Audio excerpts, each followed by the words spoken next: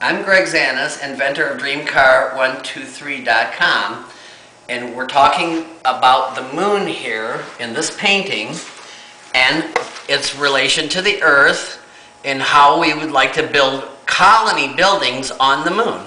So before we were talking about the Earth and having pyramids on the Earth and having a square around the Earth, and trying to explain that 8 pyramids give you the power of 8 light beams. But what we also do is build these pyramids in Earth's orbit and then try to push them out of Earth's orbit and have them start actually going around the moon. So we'll take them from Earth's orbit back to the moon's orbit, these two, and then there's one out of the painting here. And at that point, we have 2 choices. One is to start lowering wedges down to the surface of the moon and start building these 4 buildings on the moon. And once we get the buildings on the moon, we also want to start building the canals, which I call the dream car again.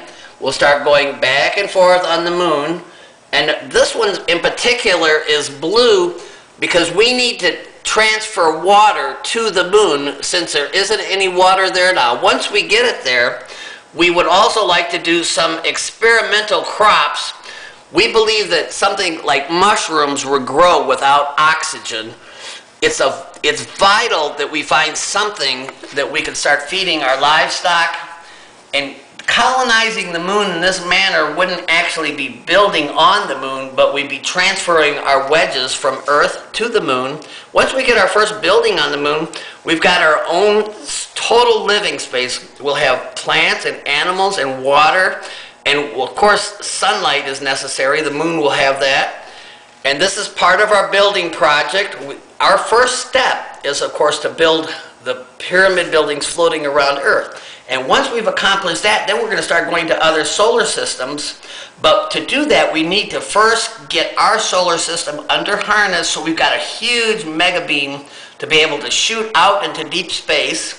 And also, any of these light beams that accidentally miss the pyramid, they're going to be going into deep space. So what we're going to be doing, even by accident or even on purpose, we'll aim some of these out into deep space as sending the signal to is there other life out there? Do you see us?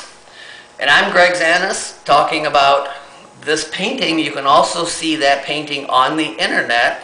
We have it under photos, and you just look up painting number 12. You can see the number here. And all the paintings are categorized, and they all have a number on them, and so do the models. The models are letters, and the paintings are numbers. You heard me talking about wedge C and D and A and B. So everything, there also is an index listed on our webpage. You'll have to look for that, but it's under documents. And thank you very much, and I'm Greg Zanis.